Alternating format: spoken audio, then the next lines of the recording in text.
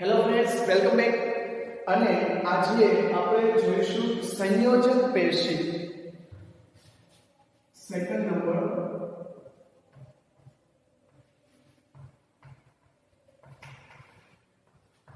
સંયોજક પેશી. ઓકે, તો સંયોજક પેશી એટલે શું? તો સૌથી પહેલા તો આપણે જે લાસ્ટ લેક્ચરની અંદર આપણે જોયું અધિચ્છદ પેશી, ત્યાર પછી જે બીજો પ્રકાર આપણે જે જોવાનો હતો જેનું નામ છે સંયોજક પેશી. સંયોજકનો મતલબ શું થાય? જોડાણ. અથવા આપણે એમ વાત કરીએ કે ભાઈ આ પેશીનો મતલબ શું થાય? તો કે જોડાણ. હવે આપણા જે શરીરના વિવિધ અંગો જેને જોડવાનું કાર્ય કરે અને આ ઉપરાંત તેની અંદર ખાસ કરીને આપણે જે અસ્થિ છે, કાસ્તિ છે, રુધિર છે, તો આ દરેક જે છે એનો સમાવેશ આપણે કોની અંદર કરીશું? સંયોજક પેશીની અંદર. તો સૌથી પહેલા જો હું તમને વાત કરું તો તેની અંદર વિશેષ પ્રકારની જે પેશી આવેલી હોય છે, બરોબર, તો આપણે કોનો સમાવેશ થાય? તો આપણે કહી શકીએ કે કાસ્તિ છે, આ ઉપરાંત અસ્થિ છે, આ ઉપરાંત રુધિર છે, એટસેટ્રા. તો આવા જે બધા જે પદાર્થો છે, બરોબર, તેનો જે સમાવેશ પણ આપણે કોની અંદર થાય છે? તો કે સંયોજક પેશીની અંદર. ત્યાર પછી જો તમને વાત કરું તો આની અંદર જે રચનાત્મક તંતુ સ્ત્રાવ થવા માટે પેશીના કોષો જે આપણે વાત કરીએ કે વિશેષતા છે કોલેજન અને ઇલાસ્ટિન. કોલેજન અને ઇલાસ્ટિન જે કોષો છે, બરોબર, જે પણ આપણે ખાસ કરીને જે પદાર્થો અથવા રચનાત્મક પ્રોટીનના તંતુનો સ્ત્રાવ કરે છે, આ ઉપરાંત જે તંતુઓ પેશીઓને મજબૂતાઈ અને સ્થિતિસ્થાપકતાને લચીલા પળો પ્રદાન કરે છે. કોલેજન અને ઇલાસ્ટિનનું કાર્ય છે તો આપણને ખ્યાલ છે કે જે આપણા સેલ છે, બરોબર, તો એને છે ઇલાસ્ટિસિટી એટલે કે એને જે લચીલાપણું છે અથવા જે કોલેજન છે એની યાંત્રિક મજબૂતાઈ છે, આવું છે પૂરું પાડતી જે રચના જેને આપણે શું કહીએ છીએ? સંયોજક પેશી. તો એ પણ આપણે આની અંદર સમાવેશ થશે. આ ઉપરાંત જો તમને બીજી વાત કરું તો એની અંદર આપણે પોલિસેકેરાઇડનો સ્ત્રાવ અથવા સંયોજક પેશીના કોષો છે તે રૂપાંતરિત પોલિસેકેરાઇડનો સ્ત્રાવ પણ કરે છે, અથવા આપણે કહી શકાય રૂપાંતરિત પોલિસેકેરાઇડનો સ્ત્રાવ કરે છે. તો આ પણ જે છે એ પણ એક સૌથી મહત્વનો મુદ્દો કહી શકાય. આ ઉપરાંત સંયોજક પેશીના મુખ્ય પ્રકારમાં શિથિલ સંયોજક પેશી. હવે ટોટલ આપણે એના જો પ્રકારની વાત કરીએ કે ખાસ કરીને આપણે જે એના 3 પ્રકારની વાત કરીએ તો એની અંદર આપણે વિશેષતા લઈ શકાય કે ખાસ કરીને એમાં શિથિલ સંયોજક પેશી, સઘન સંયોજક પેશી, શિથિલ સંયોજક છે. આ ઉપરાંત બીજી વસ્તુ આપણે વાત કરીએ તો સઘન સંયોજક છે. અને એક આપણે જે વિશિષ્ટ પ્રકારની જે સંયોજક પેશી, બરોબર, જેને આપણે રુધિર તરીકે ઓળખીએ છીએ, વિશિષ્ટ પ્રકારની સંયોજક પેશી. તો આ જે આપણે એના ટાઇપ્સ આપેલા છે અથવા જે એના પ્રકાર આપેલા છે જેને આપણે કોના પ્રકાર છે? સંયોજક પેશી. સંયોજકનો મતલબ થશે જોડાણ અથવા જોડી રાખવું. તો એની અંદર શિથિલ સંયોજક, સઘન સંયોજક અને વિશિષ્ટ સંયોજક પેશીનો સમાવેશ થતો હોય છે. તો સૌથી પહેલા આપણે વાત કરીશું શિથિલ સંયોજક પેશી. પહેલો પ્રકાર આપણે વાત કરીશું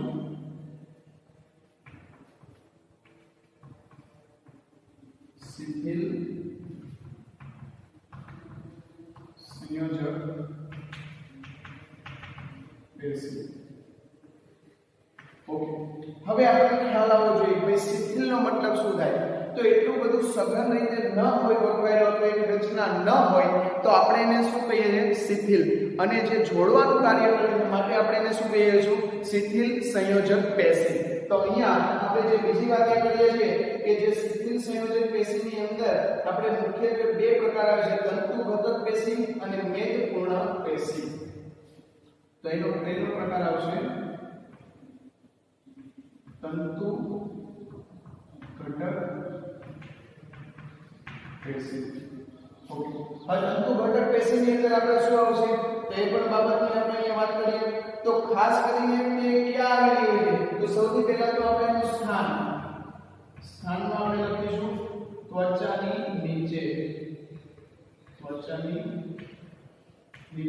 હવે જે ત્વચાની નીચે આવેલી છે બરોબર અને આ ઉપરાંત તેની અંદર કઈ કઈ વસ્તુ અથવા એની જે રચના છે તો એ રચનાની અંદર ખાલી એનું મેઇન કાર્ય શું છે તો એ પણ આપણે વાત કરીશું એની રચનામાં કઈ કઈ વસ્તુ જોવા મળે છે તો એની અંદર બૃહદ કોષો છે અથવા ભક્ષક કોષો માસ્ટ કોષો અને તંતુઓનું નિર્માણ કરતા તંતુ કોષો ધરાવે છે અહીંયા આપણે લખી શકીએ કે ભક્ષક કોષો આ ઉપરાંત માસ્ટ કોષો અને આ ઉપરાંત તંતુ કોષો જેનો સમાવેશ કોની અંદર થશે તંતુ ઘટક પેશી અને ત્યાર પછી જે આપણે કાર્ય છે બરોબર જે અધિચ્છદીય પેશી માટે આધારકીય અથવા આધાર આપવાનું કાર્ય કરે છે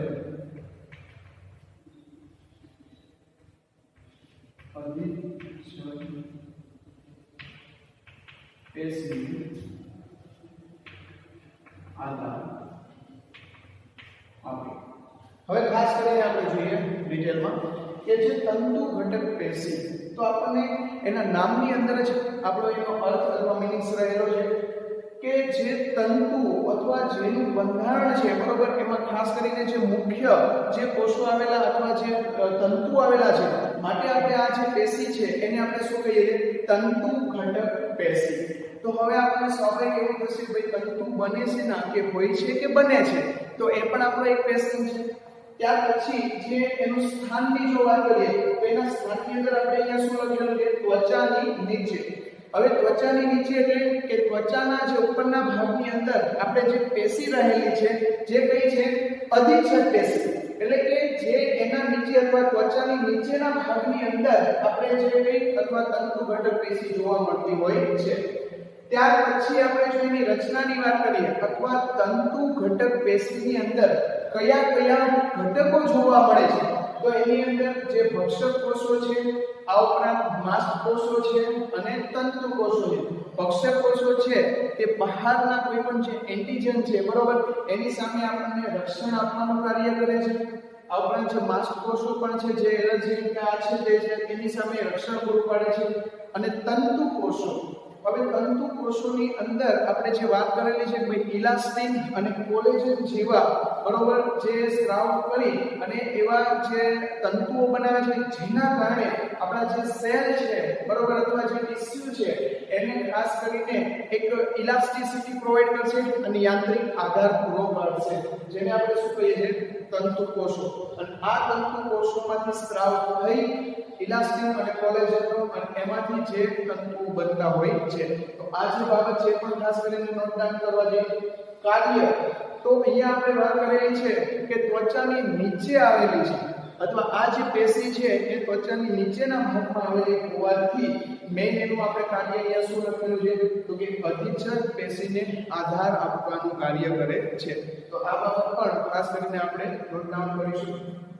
ત્યારબાદ અહીંયા બીજી વસ્તુ હવે આવે છે કે ભાઈ મેદપૂર્ણ પેશી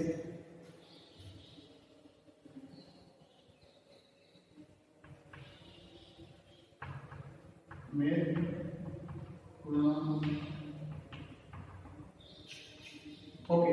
તો હવે આપણને એ વસ્તુ પણ ખ્યાલ આવશે કે મેદનો મતલબ શું થાય મેદ એટલે ચરબી તો જેની અંદર મેદના કણો વધારે આવેલા હોય બરોબર અથવા જે મેદ વધારે આવેલો હોય તો આ પ્રકારની જે પેશી છે જેને આપણે શું કહીએ છીએ મેદપૂર્ણ પેશી તો એ બાબત પણ અહીંયા જે આપણે પેશી આપેલી છે બરોબર એ જ પ્રમાણે આપણે વાત કરીએ તો સૌથી પહેલા આપણે તેનું સ્થાન તો કે ત્વચાની નીચે અધોત્વચીય મેદપડ તરીકે જોવા મળે છે સ્થાન લખીએ ત્વચાની નીચે અધોત્વચીય મેદપડ તરીકે જોવા મળે છે હવે આપણને ખ્યાલ છે કે આપણે જ્યારે કોઈ પણ માણસ છે કે જ્યારે જાડો હોય અથવા ફેટી હોય તો આવા સમયે આપણને એમ થતું હશે કે એના હાડકા કે એ પણ જાડો હોય તો કે નહીં હવે એ જે ફેટી છે તો એનો મેઇન રીઝન શું છે કે એની અંદર જે ફેટના જે પાર્ટિકલ્સ છે અથવા ફેટ છે બરોબર તે વધારે જમા થતો હોય છે એનો મતલબ કે અહીંયા જે આ પેશી છે મેદપૂર્ણ પેશી છે તે ત્વચાની નીચેના જે અધોત્વચીય એટલે નીચેનું ત્વચાનું નીચેનું પડ એની નીચે આ જે આવેલું હોય જેને આપણે શું કહીએ છીએ મેદ પડ અથવા મેદ અથવા ચરબીનું પડ તો એની અંદર મુખ્ય જે આપણે સ્થાન છે એ ત્વચાની નીચે આવેલું હોય છે તો આપણે એ પણ ખાસ કરીને નોટ ડાઉન કરીશું ત્યાર પછી જો આપણે વાત કરીએ તો પેશીના કોષો મેદના સંગ્રહ માટે વિશિષ્ટકરણ પામેલા હોય છે હવે આની અંદર આપણે એની રચના કરીએ રચનાની અંદર આપણે શું આપેલું છે તો આપણે એ પણ લખીએ કે જે અહીંયા આપણે રચનાની અંદર આ પેશીના કોષો મેદના સંગ્રહ માટે વિશિષ્ટકરણ પામેલા હોય ખાસ કરીને મેદનો સંગ્રહ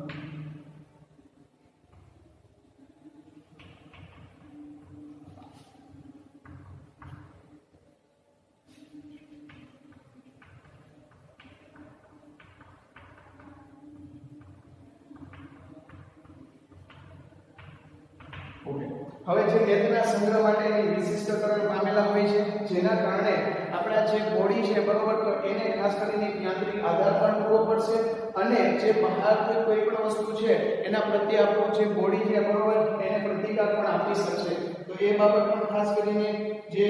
વધારે આપણે પેલું થશે અને આ પેશી ઉષ્માનો સંચય કરવાનું કાર્ય કરે છે હવે જો એનું કાર્ય વાત કરીએ તો ઉષ્માનો સંચય તો આપણને ખ્યાલ છે અને આ ઉપરાંત કાર્યની વાત કરીએ તો રક્ષણ આપવાનું કાર્ય કરે છે બહારના કોઈ યાંત્રિક અવરોધો સામે રક્ષણ આપવાનું કાર્ય પણ શું કોણ કરે છે મેદપૂર્ણ પેશી એટલે ઉષ્માનો સંચય એનો મતલબ કે જે આપણે જે ગરમી છે બરોબર તો ખાસ કરીને જે મેદસ્વી લોકો હશે એને જે ગરમીનું પ્રમાણ અથવા જે રસવે છે બરોબર એ વધારે થતો હોય છે કે જેના કારણે એનું મેઇન જે કાર્ય છે ઉષ્માનો સંચય કરવાનું છે આ જે આપણે વાત કરેલી છે જેને આપણે શું કહીએ છીએ મેદપૂર્ણ પેશી હવે ત્યાર પછી આપણે જે આવે છે સઘન સંયોજક પેશી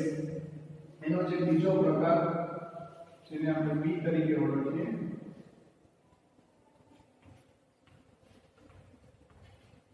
સઘન સંયોજક પેશી ઓકે સઘન એટલે કેવી રીતે તો કે એકબીજા સાથે એકદમ સઘન રીતે આપણે સંયોજન થયેલો હોય તો આ જે પ્રકારની પેશીને આપણે શું કહીએ છીએ સઘન સંયોજક પેશી તો આ જે સઘન સંયોજક પેશીની અંદર જો આપણે વાત કરીએ તો ખાસ કરીને જે એમાં સઘન નિયમિત અને સઘન અનિયમિત આવા આપણે બે પ્રકાર પાડી શકાશે કે અહીંયા આપણે એના બે પ્રકાર પાડી શકીશું સઘન નિયમિત અને સઘન અનિયમિત નિયમિત અને અનિયમિત જે આ બંને આપણે પેશીઓ છે જેને આપણે શું કહીશું સઘન સંયોજક પેશી તરીકે ઓળખીએ છીએ હવે સઘન નિયમિતની અંદર જો વાત કરીએ તો આપણે ફરી પાછો આપણે એનો પ્રકાર આપીએ બરોબર સઘન નિયમિત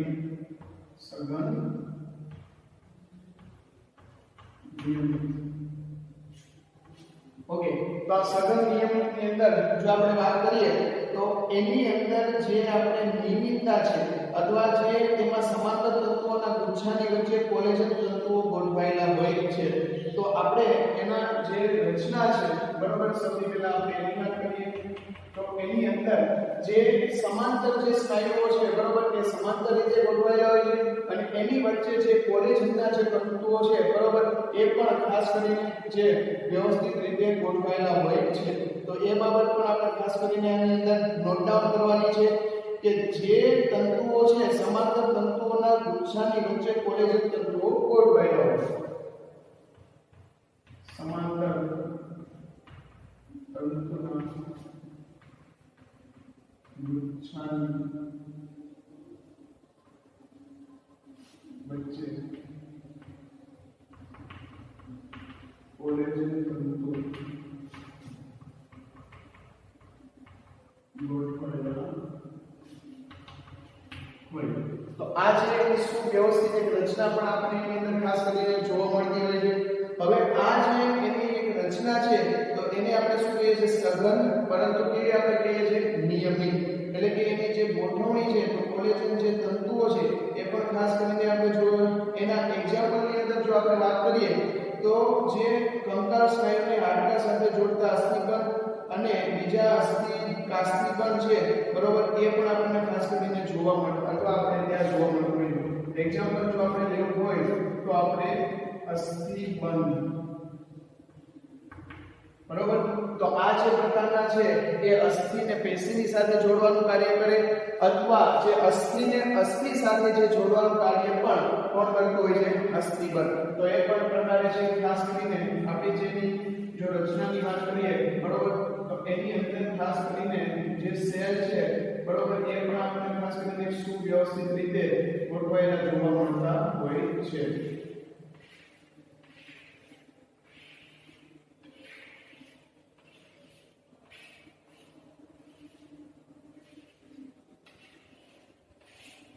એટલે અહીંયા જે આપણે આ તંતુઓ છે કોલેજનના તંતુઓ છે બરોબર, એ પણ એક સુવ્યવસ્થિત અથવા જે સમાંતરે ગોઠવાયેલા હોય અને અસ્થિબંધ છે અસ્થિ વચ્ચે અથવા જે અસ્થિ ને પેશી વચ્ચેનું જે જોડાણ કરવાનું અથવા જોડાણ કરી રાખવા માટે પણ ખાસ કરીને અસ્થિબંધ છે તે ઉપયોગી હોય છે. તો આ જે બાબત છે તેને આપણે શું કહીએ છીએ? સઘન નિયમિત સંયોજક પેશી.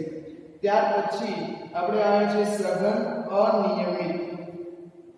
અથવા બીજો જે આપણે પ્રકાર કયો હોય તો કહી શકાય સઘન અનિયમિત. હવે આપણે નિયમિત અને અનિયમિતમાં લગભગ આપણને ખ્યાલ આવી ગયો હશે કે નિયમિત કોને કહેવાય? તો નિયમિતની અંદર સુવ્યવસ્થિત રીતે જે તંતુઓ અને જે કોષોની છે ગોઠવણી આપણને જોવા મળતી હોય છે અને સમાંતર રીતે અથવા સમાંતર જે તંતુઓની છે એ ગોઠવણી જોવા મળતી હોય છે. તો એને આપણે શું કહીએ છીએ? સઘન નિયમિત. પરંતુ આપણે હવે જોવાનું છે સઘન અનિયમિતની અંદર આપણે જોશું કે જે આપણે તેમાં તંતુ કોષોને ઘણા બધા તંતુઓ વિવિધ ગોઠવણી દર્શાવે છે. તો એ પણ બાબત આપણે જોઈએ કે જેની અંદર તંતુ કોષો અને તંતુઓ એની રચનામાં તંતુ કોષો અને તંતુઓ જોવા મળે છે. તો એ પણ બાબત છે આપણે ખાસ કરીને અહીંયા નોટ ડાઉન કરી શકાય કે તંતુ કોષો તો છે બરોબર, પરંતુ એમાંથી જે તંતુઓના જે પદાર્થ માટેનું જે નિર્માણ છે એ પણ અહીંયા કોણ કરવાના છે? તંતુ કોષો કરવાના છે. તો એ બાબત પણ આપણે અહીંયા ખાસ કરીને જે આપણે નોટ ડાઉન કરી શકાય. હવે ત્યારબાદ જો હું તમને વાત કરું તો એ જે પેશી છે બરોબર, એ ત્વચાની અંદર આવેલી હોય છે અથવા એની જે રચના છે એ પણ આપણે ખાસ કરીને એમાં નોટ ડાઉન કરી શકાય છે. હવે આ જે પેશી છે તો આપણે જે સ્થાન છે પણ કહી શકાય એનું સ્થાન કોની અંદર જોવા મળે છે? ત્વચામાં આવેલી હોય છે, જેને આપણે શું કહીએ છીએ? સઘન અનિયમિત સંયોજક પેશી. તો એ બાબત પણ અથવા એના જે ઉદાહરણ છે એના જે સ્થાન છે એ આપણે ખાસ કરીને અહીંયા નોટ ડાઉન કરીશું. ઓકે, આ જે વસ્તુ છે તમે નોટ ડાઉન કરો એટલે હવે આપણે જે જોવાની છે